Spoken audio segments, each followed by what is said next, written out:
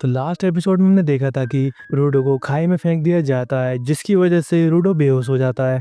अब आगे तो एपिसोड 3 की स्टार्टिंग में हम रूडो को देखते हैं, जो कि एक कचरे के ढेर के ऊपर बेहोश पड़ा हुआ था। लेकिन तभी उसकी आंखें खुलती है और वो कहता है कि ये कैसी जगह है और ये इतनी गंदी बदबू कैसी है। और अचानक से उसके ऊपर एक कचरे से बना मॉन्स्टर हमला कर देता है और रूडो अपनी जान बचा के वहां से भागने लगता है। और वो कह रहा होता है कि आखिर ये क्या चीज है। लेकिन तभी और भी मॉन्स्टर आ जाते हैं और वो सब मिलकर रूडो के ऊपर हमला करते हैं और रूडो उन सब से जैसे तैसे अपनी जान बचा रहा होता है। और तभी वो अपने सामने एक इंसान की हड्डियां और कंकाल देखता है और तभी वो कहता है कि ये जगह तो सच में एक नर्क है। लेकिन वो अपने आप को बचाते बचाते काफी इंजर्ड हो जाता है और वो ढंग से सांस भी नहीं ले पा रहा था, जिसकी वजह से उसके मुंह से ब्लड भी आने लगता है और वो धीरे धीरे बेहोश होने लगता है। लेकिन तभी उसकी आंखों के आगे रेक्टो का फेस आता है। उसे रेक्टो की कही हुई सारी बातें याद आती है और उसे काफी गुस्सा भी आ रहा होता है और वो कहता है कि मैं ऐसे नहीं मर सकता, मैं उन कमीनों को ऐसे नहीं छोड़ सकता। और तभी उसके हाथों में एक अजीब सी रेड कलर की एनर्जी आती है और तभी उसे अपने सामने कुछ चीजें चमकती हुई दिखाई देती हैं और वो एक लोहे की पाइप को उठा लेता है और तभी उनमें से एक मॉन्स्टर रूडो के ऊपर हमला करता है। लेकिन तभी रूडो उसे अपने एक ही अटैक से खत्म कर देता है और ये सब चीजें कोई दूर से बैठकर देख रहा होता है। और अब रूडो उन मॉन्स्टर की धुलाई करना चालू करता है और अब वो अलग अलग चीजों से भी लड़ रहा था, लेकिन गंदी हवा होने की वजह से उसे सांस लेने में काफी दिक्कत हो रही थी और उसके मुंह से काफी ब्लड भी आ रहा था। और तभी दो मॉन्स्टर मिलकर रूडो के ऊपर एक साथ हमला करते हैं और तभी हम उस रेड एनर्जी को दोबारा देखते हैं और रूडो एक मॉन्स्टर की गर्दन उड़ा देता है और दूसरे मॉन्स्टर को एक प्लास्टिक के टुकड़े से दो हिस्सों में बांट देता है। रूडो को देखकर ऐसा लग रहा था कि जैसे उसके अंदर एक सुपर पावर आ गई है और वो जिस भी चीज को छू रहा था वो चीज एक अलग तरह के वेपन में ट्रांसफॉर्म हो रही थी। लेकिन अभी वो सबसे बड़ा मॉन्स्टर बाकी था और वो अपनी आवाज से रूडो को दूर फेंक देता है और रूडो एक बंदे के आगे जाकर गिरता है, जिसके मुंह पर एक मास्क और हाथ में एक छाता था और वो रूडो के मुंह पर भी एक मास्क लगा देता है, जिससे रूडो अब ठीक से सांस ले पा रहा था। और तभी रूडो उससे पूछता है कि तुम कौन हो, क्या तुम यहीं रहते हो और ये कैसी जगह है और वो मॉन्स्टर जैसी क्या चीज है। जिस पर वो बंदा रूडो को चुप रहने को कहता है, लेकिन रूडो उससे लगातार सवाल पूछता है और वो बंदा बार बार रूडो को चुप रहने को कहता है, लेकिन रूडो उसकी बात नहीं मानता, जिसकी वजह से वो बंदा गुस्से में कहने लगता है कि तुम लोगों ने ये कचरा यहाँ पर फेंका है, तुम लोगों की वजह से यहाँ ऐसे हालात पैदा हुए और मैं तुम्हें बार बार चुप रहने को बोल रहा हूँ, लेकिन अब कोई फायदा नहीं, उसने हमें देख लिया है। तुम्हें क्या लगता है तुम इन्हें ऐसे ही खत्म कर दोगे? वो कचरे से बने मॉन्स्टर है, वो लोगों की आवाज को महसूस करके उन पर अटैक करते हैं, इसलिए मैं तुम्हें बार बार चुप रहने को बोल रहा था। और तभी वो मॉन्स्टर इनके ऊपर हमला कर देता है, लेकिन तभी वो बंदा अपने छाते में एक अजीब से एनर्जी को डालकर एक वेपन में ट्रांसफॉर्म कर देता है और फिर वो अपने छाते को बहुत तेज स्पीड में घुमाता है और जैसे ही मॉन्स्टर आगे बढ़ता है वो इस छाते को छूते ही छोटे छोटे पीसेस में कट जाता है और एक भाप में बदल जाता है। और तभी वहाँ पे कई सारे मॉन्स्टर भी आ जाते हैं, लेकिन ये बंदा अपने छाते से देखते ही देखते उन सब मॉन्स्टर को खत्म कर देता है। और ये देखकर रूडो अपने मन में सोच रहा होता है कि ये कैसी पावर है, अगर ये पावर मुझे मिल जाए तो मैं इनसे उन कमीनों को उनके किए की सजा दूंगा। और रूडो ये सब सोच ही रहा होता है कि तभी सबसे बड़ा मॉन्स्टर उस बंदे के ऊपर एक पत्थर फेंकता है, जिसे ये बंदा बड़े ही आराम से धूल में बदल देता है और फिर वो अपने छाते का साइज डबल कर देता है और वो उसे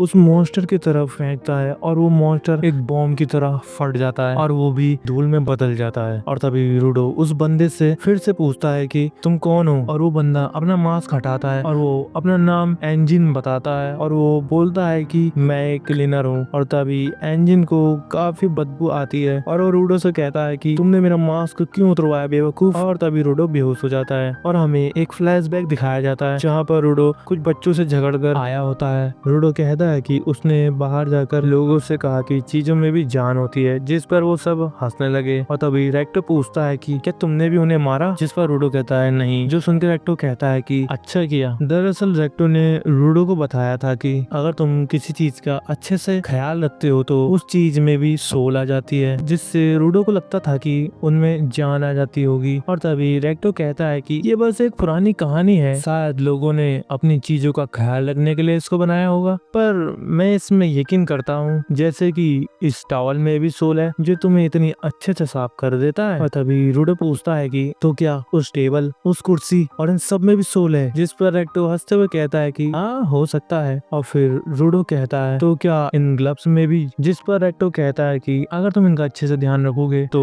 इनमें भी जान आ जाएगी। और तभी सीन शिफ्ट होता है और हमें प्रेजेंट का सीन दिखाया जाता है। और तभी रूडो को होश आता है और वो देखता है कि वो चेन से बंधा हुआ है और एंजिन उसे घसीट कर कहीं ले जा रहा है और ये चेन भी उसी ने ही बांधी थी। और तभी रूडो कहता है कि छोड़ दो मुझे वापस ऊपर जाना है। जिस पर एंजिन कहता है कि ये तो इम्पॉसिबल है और उस ऊपर वाली जगह को हम स्पेयर कहते हैं और वहाँ रहने वाले लोगों को स्पेराइड। तो इतनी ऊपर कैसे जाओगे तुम? उड़ के अभी ऊपर जाना मुश्किल है, ये ख्याल अपने मन से निकाल दो। जिस पर रूडो कहता है कि मैं वापस जाऊंगा, जरूर जाऊंगा, और तुमने तो कहा था कि अभी ऊपर जाना मुश्किल है, इसका मतलब तुम्हें कुछ तो पता है कि ऊपर कैसे जा सकते हैं। मुझे इस दुनिया के बारे में जानना है, उस मॉन्स्टर के बारे में भी और तुम्हारी इस पावर के बारे में भी। मैं भी इस पावर का यूज करके उन स्पेयर में रहने वाले कमीनों को मार दूंगा और जब तक तुम मुझे ये सब नहीं बता देते मैं चुप नहीं बैठूंगा। और तभी एंजिन कहता है कि ठीक है, मैं तुम्हें सब सवालों के जवाब दूंगा, मैं तुम्हें सब बताऊंगा। और वो रूडो को घसीट कर कुछ लोगों के सामने फेंक कर चला जाता है। उन सब लोगों ने भी अपने मुंह पर मास्क लगाया होता है।